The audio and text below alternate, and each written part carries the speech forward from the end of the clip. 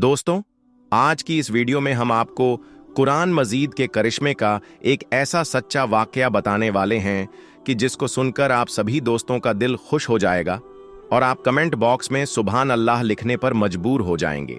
अगर आप भी मानते हैं कि कुरान मजीद में दुनिया के तमाम मसलों का हल मौजूद है तो आप इस वीडियो को दिल से एक लाइक जरूर कीजिएगा। लेकिन दोस्तों, वीडियो शुरू करने से पहले आप लोगों से एक छोटी सी गुजारिश है। अगर आप हमारी वीडियो पहली बार देख रहे हैं और आपने हमारे इस सब कुछ कुरान पाक के पीछे है, अल्लाह ताला ने जब कुरान मजीद को जमीन पर उतारा यानी नाजिल किया तो इस कायनात के तमाम मसलों को सुलझाने का तरीका भी कुरान पाक में अता फरमा दिया। कुरान पाक का सही इल्म रखने वाला कुरान पाक से हर मुश्किल से मुश्किल मसले का हल निकाल लेता है। दोस्तों, अमेरिका के शिकागो शहर के एक हॉस्पिटल में एक अजीब सा मामला उलझ गया। देखिए कि किस तरह से इस मुश्किल मसले को कुरान पाक की एक आयत ने एक चुटकी में सुलझा दिया। इसको देखकर डॉक्टर ही नहीं बल्कि वहां खड़े तमाम लोगों ने वहीं खड़े खड़े इस्लाम कबूल कर लिया और तमाम लोग मुसलमान हो गए। दोस्तों, दरअसल हुआ यह कि अमेरिका के शिकागो में 2 डिलीवरी के केस दरअसल एक साथ आ गए, जिसमें एक औरत को लड़का पैदा हुआ और दूसरी औरत को लड़की पैदा हुई। इस हॉस्पिटल का यह निजाम था, मतलब यह सिस्टम था कि बच्चों की पैदाइश के बाद बच्चों की कलाई पर उसकी मां के नाम का एक स्टिकर लगा दिया जाता था। लेकिन दोस्तों, उस दिन हुआ यह कि कुछ नर्स वहां पर काम कर रही थी। वह कुछ जल्दबाजी में थी।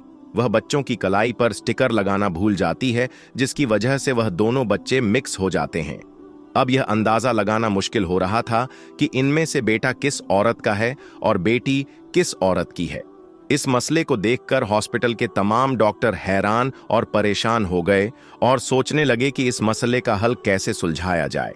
उन्हें इसका कोई आसान तरीका सोचना था, इसलिए वह पास में ही एक दूसरे मुस्लिम डॉक्टर के पास गए जो इराक के रहने वाले मुस्लिम डॉक्टर थे। वह डॉक्टर उस मुस्लिम डॉक्टर के पास गए और कहने लगे, डॉक्टर साहब, तुम तो कहते थे कि कुरान मजीद में दुनिया के तमाम मसलों का हल मौजूद है। अब हमें तुम ही बताओ कि हमारे हॉस्पिटल का यह मसला कैसे सुलझे।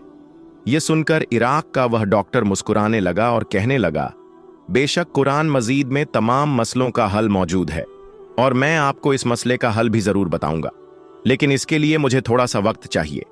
उसके बाद वह इराक के बड़े बड़े आलिम से मिला और उससे इन मसले का जिक्र किया कि अब वही बताए कि कुरान मजीद में इस मसले का क्या हल है। उन लोगों ने डॉक्टर से बहुत सारी बातें भी सुनी, फिर कहा कि बेशक कुरान पाक में इसका भी हल मौजूद है और कहने लगे कि कुरान पाक की सूरा यूनुस की एक आयत है जिस पर गौर करने पर हमें इस मसले का हल मिल जाता है। उस आयत का तर्जुमा है कि एक मर्द की हिस्सेदारी 2 औरतों के बराबर होती है, यानी कि लड़के की मां का दूध लड़की की मां के दूध से डबल होता है। और साथ में उन आलिम ने हजरत अली रजी अल्लाह ताला अन के दौर का एक वाकया भी बयान किया था। उन आलिम ने बताया कि एक मर्तबा हजरत अली शेर खुदा रजी अल्लाह ताला अन्हु के जमाने में 2 औरतों ने भी एक साथ बच्चे जने। रात काफी अंधेरी थी। इसमें से एक औरत को लड़का पैदा हुआ तो दूसरी को लड़की पैदा हुई।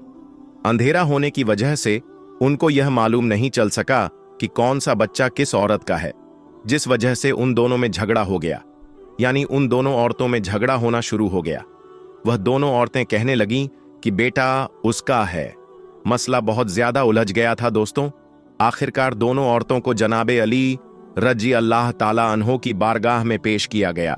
हजरत अली रजी अल्लाह ताला अन्हो के सामने दोनों औरतें कहने लगीं कि लड़के की मां मैं हूं हजरत अली रजी अल्लाह ताला अन्हो। दोनों औरतों की बातों को सुने, उसके बाद फरमाया कि तुम अपना दूध छातियों से निकालकर मेरे पास एक बर्तन में लेकर आना। चुनांचे उसके बाद वह दोनों औरतें गईं और अपना अपना दूध निकाल कर ले आईं। अब हजरत अली रजी अल्लाह ताला उन्होंने दोनों औरतों के दूध को तोला, यानी कि उसके दूध का वजन किया, तो आपने देखा कि एक औरत का दूध दूसरी औरत के मुकाबले में 2 गुना पाया गया। फिर आपने फरमाया कि जिस औरत का दूध भारी है, यानी जिसका दूध वजनी है, लड़का उसी का है। यह सुनकर लोगों ने जनाबे अली रजी अल्लाह ताला अन्हो से पूछा कि आपने यह मसला चुटकी में कैसे हल कर दिया। आपने फरमाया, कुरान पाक में इरशाद है कि खुदा ने मर्द को हर चीज में फजीलत दी है, यहां तक कि खाने में भी एक मर्द की हैसियत एक औरत की बनिस्बत दोगुनी होती है। बस इसी हकीकत के पेशे नजर मैंने सोचा कि जिस औरत का वजनी दूध होगा वही बेटे की मां होगी, और फिर वही फैसला मैंने सुनाया है दोस्तों। आलिम की इन्हीं बातों को सुनने के बाद इराक का वह डॉक्टर उसी शिकागो हॉस्पिटल में वापस गया और उन डॉक्टरों को कुरान पाक की इस आयत के बारे में भी बताया, उसका मतलब भी समझाया।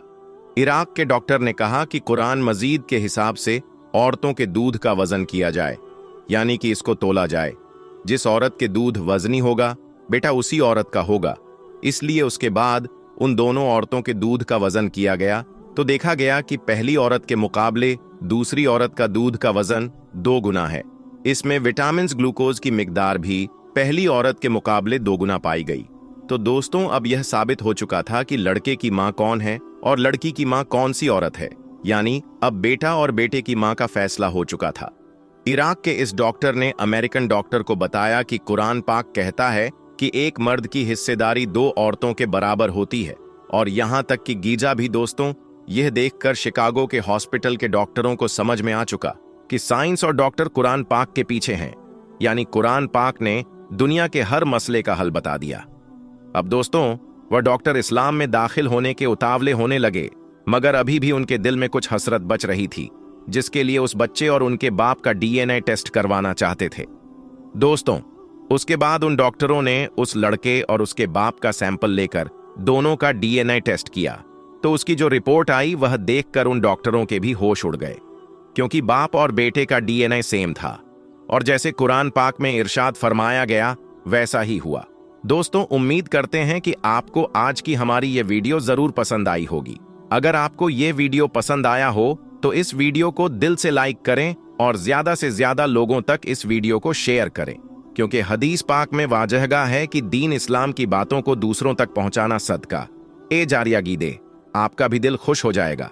आज की वीडियो को आखिर तक जरूर देखें, और अगर आपको अल्लाह के प्यारे नबी हजरत मोहम्मद मुस्तफ़ा सल्लल्लाहु अलैहि वसल्लम से सच्ची मोहब्बत है, यानी आप आशिक रसूल हैं, तो बस इस वीडियो को एक लाइक करके कमेंट में या रसूल अल्लाह जरूर लिखें। देखते हैं कितने आशिक रसूल आज की इस वीडियो को देख रहे हैं। तो चलिए दोस्तों शुरू करते हैं आज की वीडियो। दोस्तों हजरत हलीमा सादिया रजल्लाह ताला अन्हा, जिन्होंने अल्लाह के पैगंबर हजरत मोहम्मद मुस्तफ़ा का बचपन में परवरिश की, जो आपकी दाई मुबारका भी है, यानी आपकी रजाई वालिदा रही है। हजरत हलीमा सादिया रजी अल्लाह ताला अन्हा फरमा है कि जब से मोहम्मद मेरी जिंदगी में आया तो उनकी बरकत से मेरी तो जिंदगी ही बदल गई। आपकी बरकत इतनी थी कि जिनको देखकर हमने मोहम्मद का नाम ही बरकत वाला बच्चा रख दिया। हजरत हलीमा सादिया रजी अल्लाह ताला फरमा है कि एक बार हमारे यहाँ पर सूखा पड़ गया, सबके जानवर भूख से मरने लगे, मगर जिस तरफ हमारे बच्चे बकरियों को लेकर जाते तो हमारी बकरियां खूब खाकर वापस आती, यानी कि हमारी बकरियां अच्छी तरह से पेट भर कर वापस आती। यह देखकर सारे गांव वाले अपने बच्चों को डांट कर कहने लगे कि जिस तरफ हलीमा सादिया की बकरियां चरने जाती हैं वहां पर तुम लोग क्यों नहीं जाते हो। उसके बाद में गांव वालों के दूसरे बच्चे भी अपनी अपनी बकरियां लेकर हलीमा सादिया की बकरियों के साथ ले जाने लगे। अब सब लोगों की बकरियां साथ साथ चरने लगी, यानी कि हलीमा की बकरियां और गांव वालों की बकरियां साथ में चरने लगी। मगर यह देखकर गांव वाले हैरान रह गए कि सबकी बकरियां साथ में चर रही हैं, लेकिन हलीमा की बकरियों का पेट तो भर रहा है और बाकी की बकरियां भूखी रह रही हैं। यह देखकर हलीमा सादिया कहती हैं, यह सब बरकत अमीना के लाल की है, यह सारी बरकत इस मोहम्मद की है। और यही नहीं, हजरत हलीमा सादिया रजी अल्लाह ताला अन्हा कहती हैं कि गांव में जब भी किसी की बकरी बीमार हो जाती तो गांव वाले उस बकरी को लेकर हमारे घर आते और मोहम्मद का नन्हा सा हाथ बीमार बकरी पर फेर देते तो वह बकरी फौरन ठीक हो जाती। और यही नहीं, अगर गांव में कोई बच्चा बीमार हो जाता तो उस बीमार बच्चे पर मोहम्मद का हाथ फेर देते तो वह बिल्कुल ठीक हो जाता। प्यारे दोस्तों, अल्लाह के पैगंबर हजरत मोहम्मद मुस्तफ़ा सल्लल्लाहु अलैहि वसल्लम जब हजरत हलीमा सादिया के पास में परवरिश पा रहे थे और जब आपकी उम्र मुबारक 30 साल की हो गई थी, तो एक दिन हलीमा सादिया की सगी बेटी अपनी मां से कहने लगी, यानी कि आप सल्लल्लाहु अलैहि वसल्लम की मुंह बोली बहन अपनी मां हलीमा सादिया से कहने लगी कि जब मैं बकरी चराने के लिए जाती हूं तो मेरा वहां पर भाई मोहम्मद के बगैर दिल नहीं लगता। ये मेरी माँ, मेरा एक काम करो, जब मैं बकरियां चराने के लिए जाऊं तो मेरे भाई मोहम्मद को भी मेरे साथ में भेज देना। तो यह सुनकर हजरत हलीमा सादिया रजी अल्लाह ताला अन्हा कहने लगी, नहीं बेटी, अभी मोहम्मद बहुत छोटा है, अभी यह बहुत नरम नाजुक है, कहीं इसको धूप लग गई तो देखो कितना हसीन और मुबारक चेहरा है, मैं इसको तकलीफ नहीं दे सकती, यह तो मेरा शहजादा है। अगर मोहम्मद के पांव में कोई पत्थर चुभ जाए, अगर जंगल में जाते हुए मोहम्मद के पैरों में कोई कांटा चुभ गया तो अब भी यह बहुत छोटा है, इसीलिए मैं इसको तुम्हारे साथ जंगल में नहीं भेज सकती। जंगल में जानवर इसको तकलीफ पहुंचाएंगे, वह इसको मशक्कत में डाल देंगे। यह सुनकर हजरत हलीमा सादिया की बेटी कहने लगी, ए माँ, तुम धूप की बात करती हो, जब मैं कभी भाई मोहम्मद के साथ में बाहर जाती हूं तो आसमान से बादल आकर हम पर साया करते हैं, और अम्मी जान तुम जंगलों के जानवरों की बात करती हो, तो सुनो, जंगल के जानवर भाई मोहम्मद के मुंह को चूमते हैं, जानवर तो उसको सजदा करते हैं। और यही नहीं, जब भी हम भाई मोहम्मद के साथ बकरियां चराने के लिए जाते हैं तो हमारे सब काम आसान हो जाते हैं, हमारी बकरियां भी इधर उधर नहीं जाती। जब हजरत हलीमा सादिया की बेटी बार बार इसरार करने लगी तो हजरत हलीमा सादिया ने इजाजत दे दी। उसके बाद दूसरे दिन अल्लाह के पैगंबर हजरत मोहम्मद मुस्तफ़ा सल्लल्लाहु अलैहि वसल्लम अपनी बहन और बकरियों के साथ जंगल में बकरियां चराने के लिए निकल पड़े। आसमान से एक बादल का टुकड़ा आप पर साया किए हुए था। इस तरह से 4-5 दिन आप सल्लल्लाहु अलैहि वसल्लम अपनी मुंह बोली बहन के साथ बकरियां चराने के लिए जाते रहे। एक दिन हजरत हलीमा सादिया रजी अल्लाह ताला अन्हा ने आप सल्लल्लाहु अलैहि वसल्लम को रोक दिया और कहने लगी, बेटे मोहम्मद, आज के बाद तुम बकरियां चराने के लिए नहीं जाओगे, क्योंकि अब मैं तुम्हें और तकलीफ नहीं दे सकती। ऐ मेरे बेटे, मुझे तुमसे बहुत मोहब्बत है, एक तो मुझे तुम्हारी यह दूरी बर्दाश्त नहीं होती, और दूसरी बात, तुम मेरे पास बहुत ही अजीज अमानत हो, इसीलिए आज से तुम बकरियां चराने के लिए नहीं जाओगे, तुम अब घर में ही रहोगे। इस तरह हजरत हलीमा सादिया ने पैगंबर हजरत मोहम्मद मुस्तफ़ा सल्लल्लाहु अलैहि वसल्लम को बकरियां चराने से रोक दी। दोस्तों, सच्ची हिकायत और नसीहत की किताब से यह वाक्य आपको बताया जा रहा है। एक शख्स कहते हैं कि मैं हर जुमा को सुबह फज्र की नमाज के बाद अपने वालिद साहब की कब्र पर जाया करता था और उनकी कब्र पर जाकर फातिहा खानी करता था, और उसके बाद मैं वहीं से अपने काम की तरफ निकल जाया करता था। एक बार ऐसा हुआ, जुमे के रोज सुबह की नमाज के बाद कब्रिस्तान गया।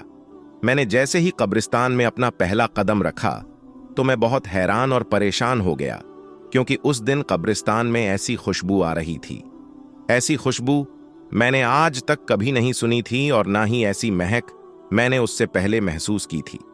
आज मैंने उस नई खुशबू को कब्रिस्तान और उसने मुझको बेचैन कर दिया, क्योंकि वह खुशबू किसी भी तरह से इस दुनिया की खुशबू नहीं लग रही थी है।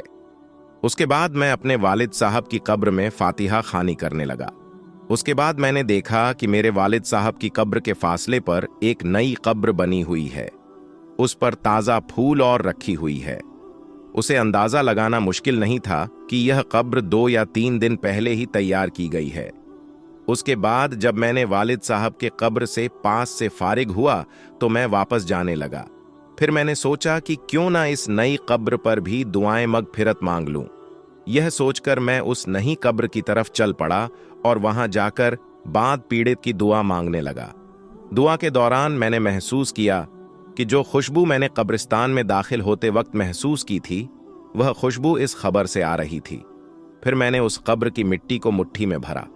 उस मिट्टी को छूते ही एकदम से हैरान हो गया, क्योंकि उस कब्र की मिट्टी बहुत ठंडी थी, जैसे नाम हो, लेकिन वह मिट्टी खुश थी, यानी कि सूती थी। इसलिए मैं इस बात को देखकर भी हैरान हुआ कि इस कब्र की मिट्टी कितनी ठंडी और नाम है। उसके बाद मैंने अपनी हैरत को अपने पास रखा और उस मिट्टी को वापस उसी कब्र में डाल दिया और अपने हाथ झाड़ते हुए वहां से चल पड़ा और वहीं से अपनी दुकान पर चला गया और दुकान खोलकर बैठ गया। उसके बाद मेरी दुकान पर जब पहला ग्राहक आया और उसने जो सामान मुंह से मांगा, मैंने उसे वह सामान दे दिया। जैसे ही मैंने उसे सामान दिया, तब वह कहने लगा कि भाई आज तो खुशबू बड़ी कमाल की लगाए। उसकी बात सुनकर मैं हैरान हुआ कि भाई कैसी खुशबू, मैंने तो कोई खुशबू नहीं लगाई है। मेरे हाथों पर तो मिट्टी लगी हुई है। देखो। यह सुनकर वह कहने लगा, क्यों मजाक कर रहे हो भाई, आपने बहुत अच्छी खुशबू लगाई है, और वह भी ऐसी खुशबू की मैंने इससे पहले कभी भी महसूस नहीं की। इतना कहते हुए वह ग्राहक वहां से चला। मैं पहले यह हैरान था, अब मैं उसकी बातों को सुनकर और भी हैरानी में पड़ गया। सोचते सोचते जब मैं अपने हाथ को अपनी नाक के करीब ले गया तो मैंने महसूस किया कि वही खुशबू है जो मेरे हाथों से आ रही है। उसके बाद पूरे दिन मैं उस नई खुशबू को महसूस करता रहा। उसके बाद मैंने कई बार अपने हाथ भी धोए थे, मगर वह खुशबू मेरे हाथों में वैसे के वैसे ही रह गए।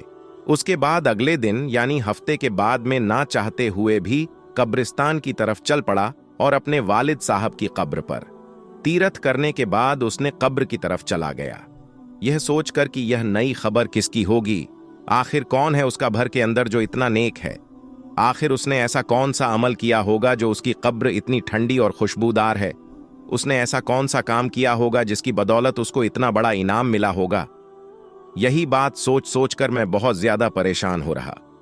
यही बात सोचता हुआ मैं उस कब्रिस्तान के काम करने वाले के पास जा पहुंचा और उसे, भाई यह कब्र किसकी है? तो उसने मुझे बताया कि साहब यह खबर एक औरत की है। यह जानकर मैं और ज्यादा हैरान हुआ और सोचने लगा कर भला उस औरत को यह शानदार मुकाम किस तरह से मिला होगा। उसके बाद अगले दिन इतवार का था। देर तक सोने की आदत होने के बावजूद भी मैं सुबह की नमाज के वक्त उठ गया और सीधा कब्रिस्तान की तरफ रवाना हो गया। जैसे ही मैं कब्रिस्तान के अंदर दाखिल हुआ तो मैंने क्या देखा कि उसी औरत की कब्र पर एक बुजुर्ग आदमी कुरान पाक की तिलावत कर रहा है। फिर मैंने अपने वालिद साहब की कब्र पर गया और दुआएं मग फिरत करने के बाद मैंने उस आदमी की तरफ देखा। वह बुजुर्ग आदमी भी उसने कब्र पर दुआ कर रहा था। जब वह आदमी दुआ से फारिग हुआ तो मैंने देखा कि उसकी आंखों से मोटे मोटे आंसू गिर रहे पुस्तक से शक्कर रो रहा था और बिलक रहा था। मैंने यह सोचा कि इस आदमी को इस कब्र में सोने वाली औरत से बहुत ज्यादा मोहब्बत रही होगी, तभी तो यह उसकी जुदाई को बर्दाश्त नहीं कर रहा है। उसकी जुदाई के गम में सिसक सिसक कर रो रहा है। मैंने देखा कि वह बुजुर्ग आदमी दुआ से फारिग होकर वहां से जाने लगा। जैसे ही वह वहां से जाने नहीं, उसको आवाज लगाई कि जनाब एक बात सुनिए, बस थोड़ी देर के लिए आप मेरी बात को सुन लीजिए, मैं माफी चाहता हूं। मैंने आपको तकलीफ दी, मगर मैं आपसे एक बात पूछ चाहता हूं, अगर आप बुरा ना माने तो मैं आपसे पूछ लूं। तो बुजुर्ग कहने लगे कि इसमें बुरा मानने वाली कौन सी बात है, पूछिए आप क्या पूछना चाहते हैं। उन्होंने निहायत ही अदब और मोहब्बत के साथ जवाब दिया। मैंने कहा, जी शुक्रिया आपका। मैंने कहा कि अभी आप जिस कब्र पर दुआ मांग रहे थे, यह कब्र किसकी है? अगर आप मुनासिब समझे तो बता दीजिए। बुजुर्ग कहने लगे कि जी आपने क्यों पूछ रहे हैं? तो मैंने कहा कि दरअसल इस खबर से आने वाली खुशबू ने मुझे बेचैन कर दिया है। डिस्कवरी की ऐसी खुशबू मैंने आज तक कहीं पर भी दूसरी ओर महसूस नहीं कि मुझे यह खुशबू इस दुनिया की नहीं लगती है। मैं आपसे यह कहना चाहता हूं कि साहिब कब्र ने ऐसा कौन सा अमल किया है जिसकी वजह से यह मुकाम मिला है कि उसकी कब्र बहुत ही ठंडी और खुशबूदार है। यह सुनकर उस बुजुर्ग ने ठंडी आह भरी और कहने लगे कि कब्र ठंडी और खुशबूदार क्यों ना होगी,